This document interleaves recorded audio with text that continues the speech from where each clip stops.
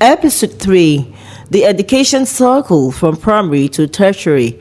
Education is often seen as a ladder leading to opportunities and growth. Each step is essentially lifting students closer to their dreams. But what happens when some steps are shaky or missing? Students lose their footing, struggling to climb higher. In this episode, we'll explore the education circle in Nigeria from primary to tertiary stages and see how secondary school becomes a pivotal transition shaping not just the next step but students' entire future.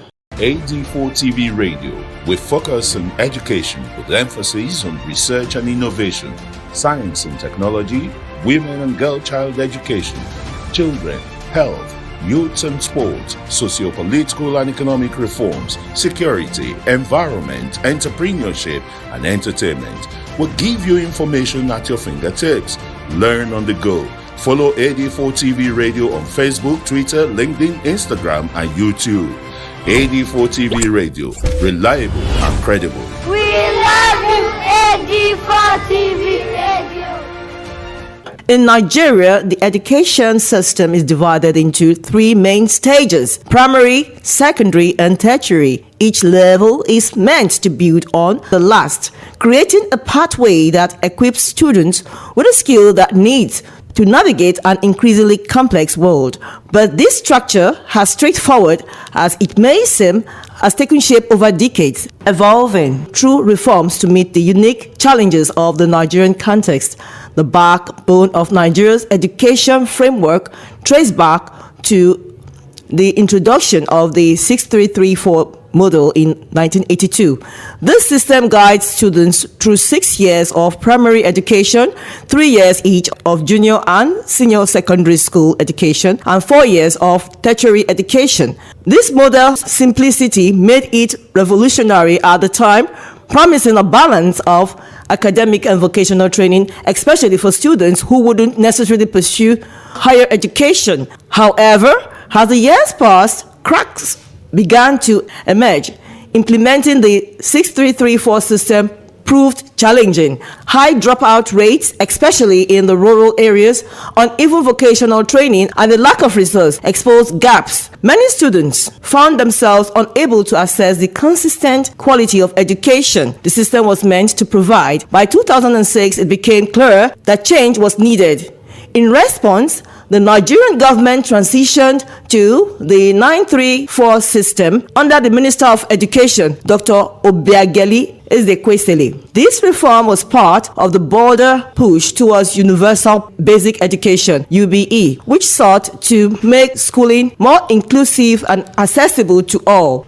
The 934 system kept the structure of the stage but made a key challenge. It merged primary education and junior secondary education into single, uninterrupted 9 years basic educational phase. This shift was intended to keep students in school long enough to gain the essential skills needed for further education or to enter the workforce. While the Universal Basic Education Program advocates for these 9 years of uninterrupted schooling, Nigeria predominantly follows the 6334 model with 6 years in primary, 3 years in junior secondary, 3 in senior secondary, and 4 in tertiary education, still making the standards nationwide. Primary education stands as the first crucial step in this journey. For many, nursery school is technically the starting point, but with its added cost, many families cannot afford it, making primary school the true entry into formal education. This phase is meant to equip young learners with the basic they will need to thrive at every subsequent stage of their education. It is designed to instill reading, writing, and arithmetic, setting students up with the skill necessary to move forward academically. This stage is crucial because it lays the groundwork for critical thinking, problem solving, and social skills, serving as a launching pad for all future learning. But while the intent is to provide universal access to quality primary education, the current state of Nigeria primary school paints a troubling picture with around 70 million children under 14. The Universal Basic Education UBE program in Nigeria seeks to provide 9 years of compulsory primary education, yet barriers remain. According to UNICEF, approximately 10.5 million Nigerian children are out of school, with a significant portion at the primary level. This statistics places Nigeria among the countries with the highest out of school rate globally, while the World Bank reported a gross primary enrollment rate of 86.72% in 2021. The net enrollment rate adjusted for age-appropriate students was just 64% as of 2010, underscoring issues like delayed school start and high absenteeism. The challenges are even more pronounced when, once again, we consider Nigerian regional disparities. Educational access and quality vary drastically between urban and rural regions, and between the north and south. Southern states generally have better infrastructure and resources, leading to higher enrollment. Conversely, northern region, particularly in the northeast and northwest, contend with socio-economic disadvantage, violence from insurgents, and displacement in states affected by groups like Boko Haram. Frequent school closure and the threat of violence discourages parents from enrolling their children, especially girls. Missing out on primary education has long-lasting effects without a solid grasp of basic literacy and numeracy. Students entering secondary school find themselves at a disadvantage.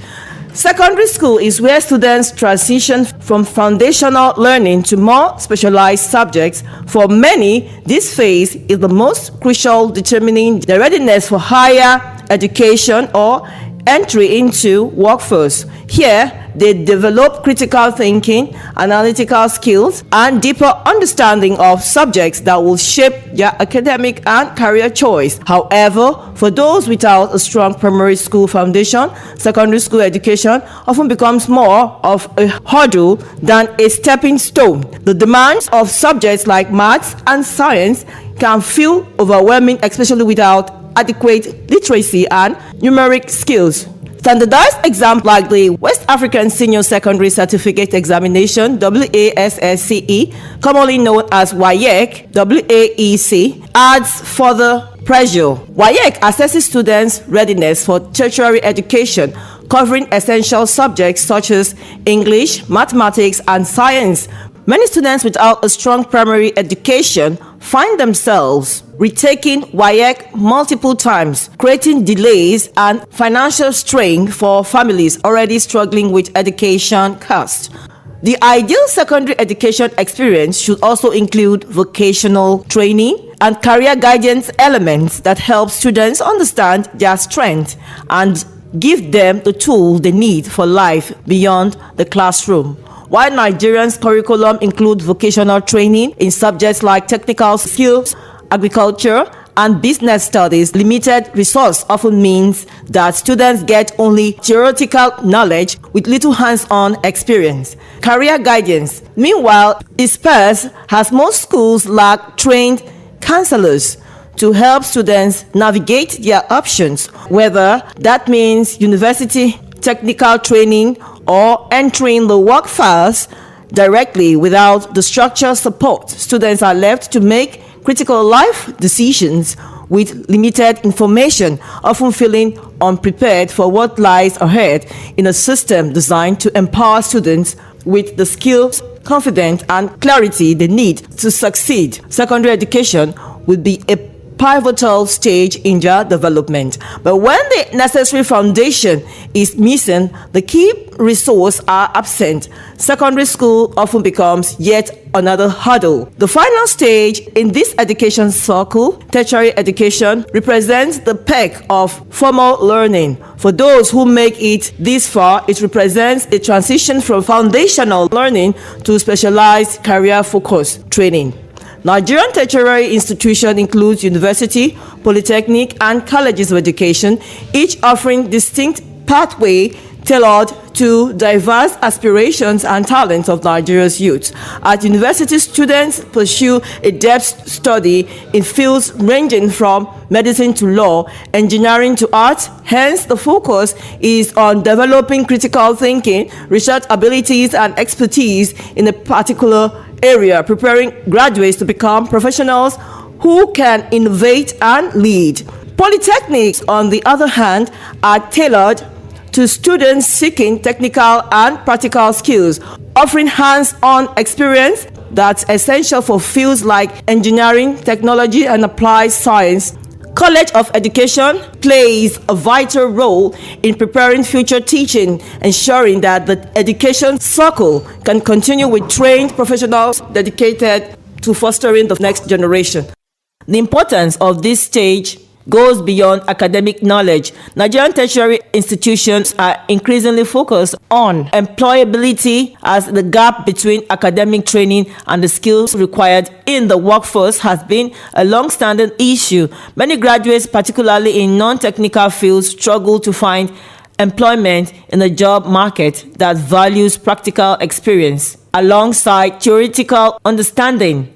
Recognizing this, some institutions have started integrating internship, industrial training, and skills workshop into their programs, aiming to produce graduates who are not only knowledgeable but also adaptable and job ready. High cost. However, challenges remain: limited resource, outdated curricula, overcrowded lecture halls, and insufficient facilities can hinder the quality of education students receive. In addition, the high cost of tertiary education is a barrier for many families, especially in rural areas. Scholarships and government subsidies are available, but they are often insufficient to meet the demand, leaving some students unable to pursue higher studies despite their potentials.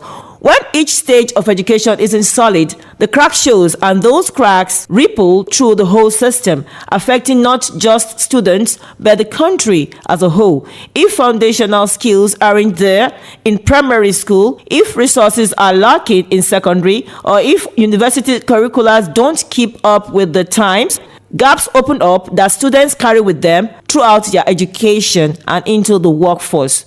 And what does this lead to? Graduates who aren't fully prepared to compete in today's job market. The skills gap in fields like technology, engineering, and other specialized areas leaves industries struggling to find qualified candidates for students. It means setbacks, stalled progress, and too often ambitions that get put on hold. And for Nigeria, it's a mixed change to harness the talent of these young people, idea and innovation that could be fueling growth and driving the nation forward. In this way, the cycle of education is not just about individual achievements, but a collective opportunity for the nation. If each stage supports and strengthens the next, the cycle can be transformative, driving progress for everyone. Ensuring these steps are solid isn't just policy, it's a vision for the future, one that follows every student to reach their fullest potential and help build a thriving Nigeria. Next episode, we will take a closer look at the far-reaching benefits of a good education and how it can change lives.